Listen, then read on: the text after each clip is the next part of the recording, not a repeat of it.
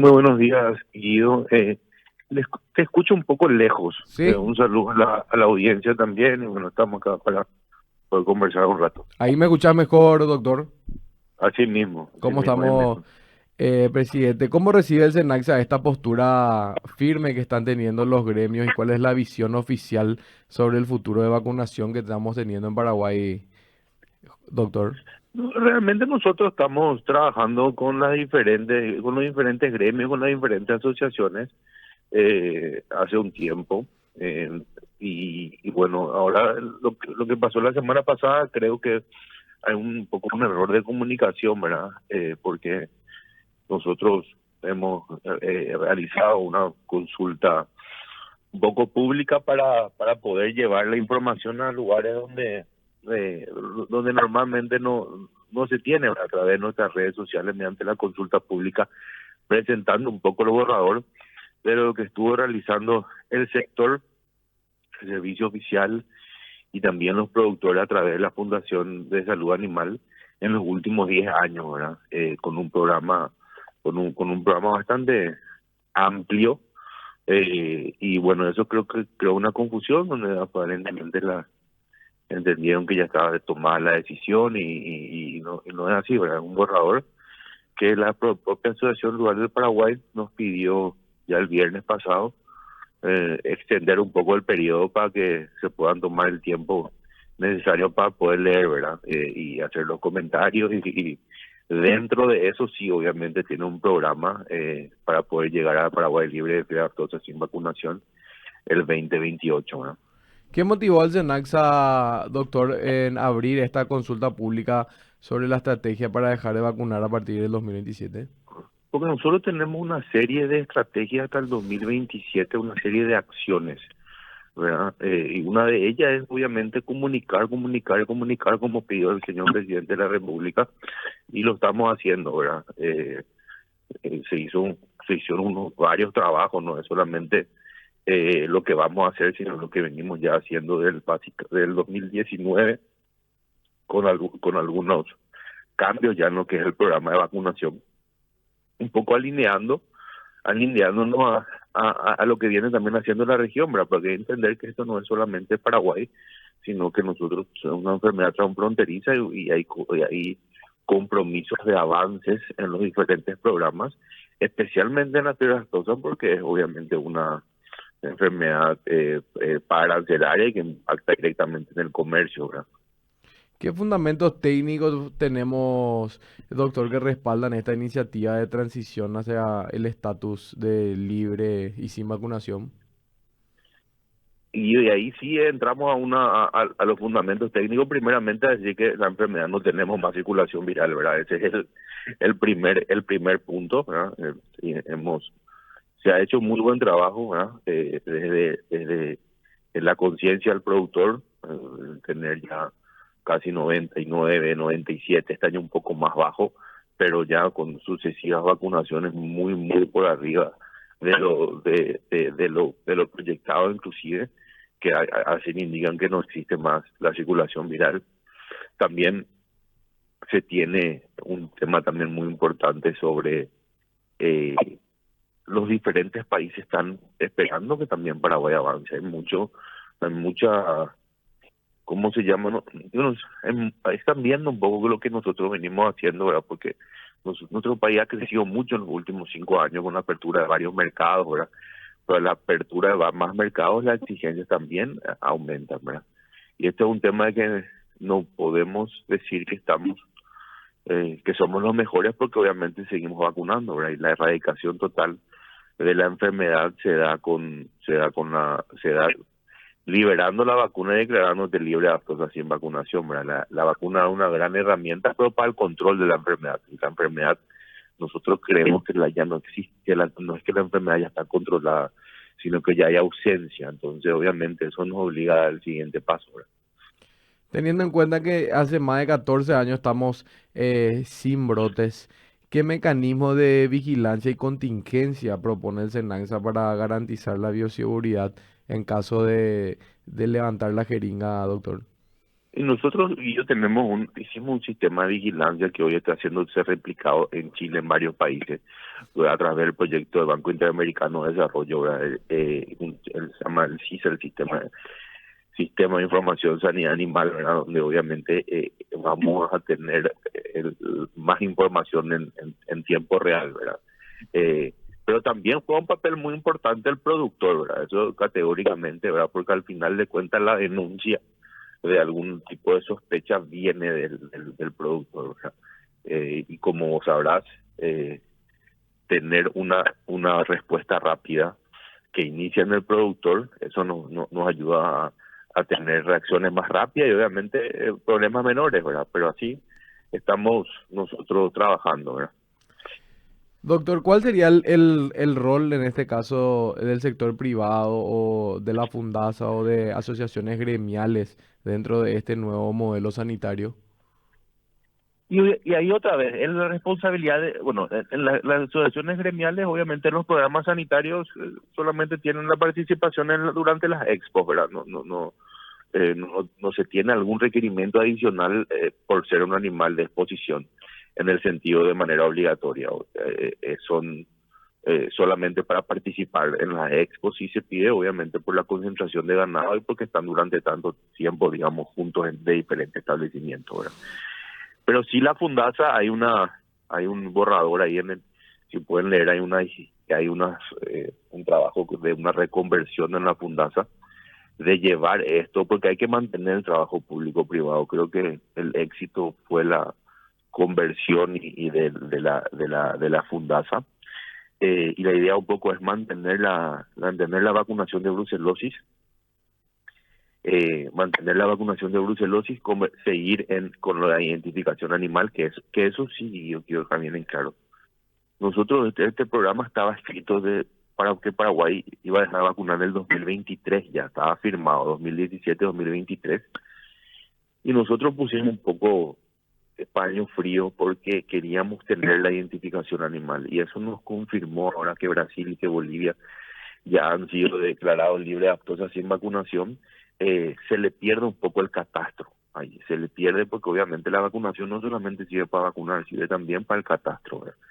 Entonces, ahí es donde la identificación animal que hicimos este año, que fue primera vez de implementación con números muy positivos, juega un papel muy importante. Entonces, la idea un poco es la Fundasa, es seguir con la vacunación de brucelosis, como decía, la identificación animal que venimos trabajando, que es un programa ya, una política pública, eso no va a tener fin, ¿verdad? No es un proceso, sino es un proceso infinito, es un proceso infinito, no finito, y estamos ya discutiendo si vale la pena algún tipo de vacuna adicional, llámese vacunas reproductivas, porque ustedes saben que la disminución del hato ganadero es una realidad y creo que ahí todavía en la materia de sanidad animal se puede, no es solamente sequía o precios bajos, sino también podemos trabajar un poco en lo que refiere a algún componente específico para enfermedades reproductivas, y también se está discutiendo la posibilidad de la vacunación contra rabia, pero son todavía ideas, propuestas, y se está un poco dialogando, ¿verdad? No está todavía. Y la idea también es darle la responsabilidad de hacer una vez el censo ganadero por año. Esas visitas de los certificadores vacunadores una vez al año, la idea es mantenerla, ¿verdad? Por supuesto, porque son cosas que funcionan y nos dan realmente pronósticos y datos muy interesantes actualizados todos los años, ¿verdad? ¿Qué plazo maneja el SENACSA para implementar esta transición efectiva? Nosotros en el borrador, ahí ustedes ven, hay como 34 acciones que todavía tenemos que hacer, ¿verdad? Hay acciones un poco que, según esto, obviamente, estos documentos ya le llegó mucha gente del extranjero también, con mucha experiencia, y habla de un plazo de algunas acciones de hasta 20 meses. eh, Hablan acciones de plazo de 20 meses, no requiere tampoco mucho presupuesto, ¿verdad, Guido? Porque siempre muchas veces nosotros hacemos castillos y en el aire sin no tener presupuesto. Se habla también en el documento de las actividades presupuestarias y de cómo se financiarían, porque sí hay que reconocer que la salud financiera de la institución es muy buena, y nos permite hacer estas cosas y planificar un poco a futuro, ¿verdad? ¿Cuál sería el respaldo legal o institucional dentro del Estado para articular este cambio? Por ejemplo, si requiere un nuevo marco normativo, ¿cómo sería esa transición? Ahí es donde Paraguay tiene la indemnización, ¿verdad? Hay una ley la ley 808 que declara obligatoria la erradicación de la enfermedad, ¿verdad? Eh, entonces, desde el punto de vista marco normativo es bastante amplio, muy robusto. La gente que escribió en el 1996, 98 creo que sale la ley, tuvo una visión muy importante, ¿verdad? Y así que no tenemos grandes cambios normativos que hacer. Sí, obviamente trabajar desde el punto de vista presupuestario, por en caso de indemnización, los fondos que se preveían en ese momento hoy creo que son un poco bajos, pero eso no va a requerir un cambio normativo, sino un trabajo con Hacienda desde el punto de vista de previsión al uso de los fondos, que los fondos están, esto no es ir a buscar más dinero, esto los fondos, quiero saber bien en claro, están, ¿verdad? Y hay una proyección de crecimiento hasta el 2028 y 2030 progresivamente, ¿verdad? Teniendo en cuenta la reunión que se tuvo en la Expo y que se pudo conversar también con referentes de otros países, en el caso de Brasil, por ejemplo, afirmaba que a largo plazo se podría ver también un mejor mercado, un cambio en el mercado brasileño gracias a esta medida de levantar la vacunación. ¿Eso podríamos también ver replicado aquí en Paraguay? No, por supuesto, eso no va a elevar la competitividad a nosotros, ¿verdad? Nosotros que estamos negociando con diferentes países, este año tuvimos un récord de visitas, de auditorías, apertura a mercado. Obviamente, la fiebre aftosa, señores, era un tema que retrasa, ¿verdad? Si bien estamos consiguiendo buenos mercados, es un tema que retrasa las negociaciones y obviamente vamos a llegar al estatus superior que Paraguay realmente se merece, ¿verdad? Paraguay merece avanzar, las condiciones están dadas no porque dice el presidente del SENACSA, sino porque todos los organismos internacionales auditan, comentan y ven que Paraguay ha hecho un avance muy importante, muy robusto. Y bueno, es también seguir a lo que viene el mercado, ¿verdad? Si estamos hablando de el principal mercado, la principal enfermedad, perdón, para arancelaria en lo que refiere a comercialización de proteína animal. Y hoy las Américas está casi con 85% de datos libre de aftosa sin vacunación, ¿verdad? Realmente Uruguay, Paraguay y Colombia son los únicos países del continente que mantienen una vacunación en el 100% de su territorio, en el 100% de su territorio en las Américas, ¿verdad? Entonces, hay que ver un poco la señal, ¿verdad? Y el Estado y el gobierno tienen que tener esa visión un poco más a largo plazo, ¿verdad? Tenemos la obligación de empujar y dar la competitividad, siempre trabajando en base a riesgos, ¿verdad? Y tampoco en una guerra, ¿verdad? Yo celebro la postura de las diferentes asociaciones, pero nosotros nos tomamos el tiempo en hacer un trabajo, en compartir un poco la propuesta y nos gustaría también recibir unos documentos también que evidencia que la gente leyó el documento o las diferentes asociaciones, ¿verdad? Que leyeron el documento y que hagan comentarios también técnicos, porque todavía no están dadas las condiciones, ¿verdad? Porque eso es lo que dicen a través de la conferencia de prensa, ¿verdad? Pero tomémonos un poco el tiempo, ¿verdad? Y veamos qué es lo que realmente puede pasar o lo que no puede también pasar, ¿verdad? Doctor, escuchándote a vos, diciéndonos todas estas bondades que podría tener dejar de vacunar, uno se pregunta, ¿verdad? Desde el punto de vista de externo que estamos acá observando las distintas posturas, ¿cuál sería ese tabú o eso, o lo que lleva a las distintas asociaciones a tomar esta medida en contra de lo que sería levantar la jeringa, teniendo en cuenta el estatus sanitario que tenemos ya hace varios años y los beneficios que eso podría tener? ¿Cuál sería el enfrentamiento que hay en cuanto a Yo no distintos tipos de considero pensamiento? enfrentamiento, porque acá el gobierno está tratando de avanzar en algo, hasta inclusive lógico, después de todo este trabajo, y digamos, esto es una consecuencia de nuestro éxito. ¿verdad? Porque hoy se está abriendo mercado, hoy estamos consiguiendo cosas, entonces así para qué avanzar, ¿verdad? Pero Paraguay merece avanzar, están dadas las condiciones. Yo creo que también en las integradas no hay mucha información, ¿verdad? Porque nosotros lastimosamente, y eso también podemos hacer mea culpa, y hoy audiencia, nosotros no hemos conversado con ellos. La Asociación Rural del Paraguay ha pedido una mesa, nosotros hicimos la mesa, ¿verdad? Y lastimosamente ellos no estuvieron representados, como dijeron en su conferencia de prensa, ¿verdad? Así que seguramente en las próximas semanas vamos a estar invitándoles para poder también compartir y mostrar, ¿verdad? Porque también hablaron un poco de los números del 2011, cosa que no fue, ¿verdad? Nosotros, si bien lo que tenemos bien ordenado y medido lo que fue el impacto del 2011, se tiene eso todo registrado, se hicieron también unos trabajos muy interesantes, costo-beneficio actuales de lo que podría llegar a ser un foco, un impacto y los beneficios adicionales del cambio de estatus, ¿verdad? Entonces, esto no es algo que se viene trabajando hace un mes, ¿verdad? Estos productos de casi 10 años de muchos objetivos y de muchos análisis que se están haciendo, ¿verdad? Por eso Senaxa sigue con la confianza de seguir conversando y un poco de proponer esto, ¿verdad? No y no solamente el por qué no, escuchar por qué no, ¿verdad? Porque eso es lo importante, ¿verdad? Lo que viene después, no pero, ¿verdad? Pero de lo que viene después el pero para entender las posiciones técnicas basadas en riesgo, ¿verdad? Basadas en comercio y siempre obviamente buscando la mayor competitividad de nuestro país, ¿verdad? Por supuesto que eso como servidores públicos tenemos la obligación por lo menos de decir, mira, este es el camino, ¿verdad? Así que eso es Guido, ¿verdad? No sé si Y desde el SENACS entonces hay también un plan para poder comunicar y capacitar al sector tenemos productivo. nosotros un plan, Guido, tenemos un plan porque tenemos que también hacer el banco de vacunas, tenemos el plan firmamos un convenio con la universidad, con la mejor universidad de Estados Unidos para terminar lo que es la última parte del análisis del riesgo, que teníamos que esperar ciertas cosas que pasen para poder hacer, ¿verdad? Teníamos que terminar la identificación animal para tener datos más precisos.